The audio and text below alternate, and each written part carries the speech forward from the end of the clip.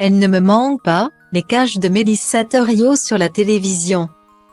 Interrogée en marge du festival Cannes Série, Mélissa Thoriot s'est confiée sur son expérience à la télévision. L'ancienne présentatrice de Zone Interdite a notamment expliqué les raisons qui l'ont poussée à se retirer des écrans. Elle a été l'une des animatrices préférées des Français.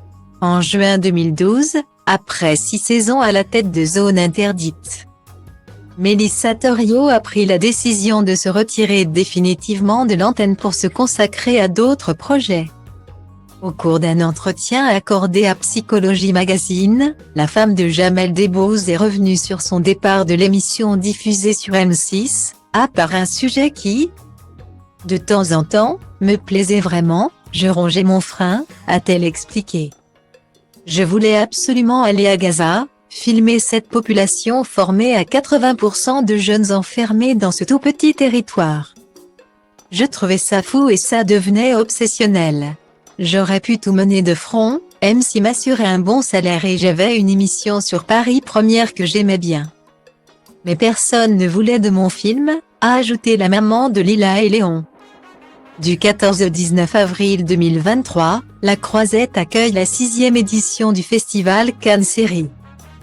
Cette année, Mélissa Thoriot a été choisie pour faire partie du jury dans la catégorie série documentaire. À cette occasion, la productrice de 44 ans a expliqué que la télévision ne lui manquait pas. Non, elle ne me manque pas, mais je la consomme beaucoup. Après, ça ne veut pas dire ne jamais y revenir.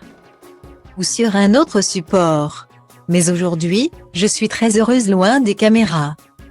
De libérer un peu d'images et me concentrer sur le fond, les équipes, et rencontrer des gens de talent. Je ne suis pas du tout nostalgique de ma période télé, a-t-elle confié. L'ancienne présentatrice de Zone Interdite a également expliqué les raisons qui l'ont poussée à se retirer des écrans. J'avais une soif de liberté que je n'avais pas en télévision. Incarner une émission est source de beaucoup de plaisir et de joie. Donc, je ne renie pas ce que j'ai fait. Mais c'est une façon d'œuvrer beaucoup plus formatée. Où on vous accompagne dans un couloir qui est tracé, et dont on ne sort pas, a-t-elle ajouté. Voilà qui est dit.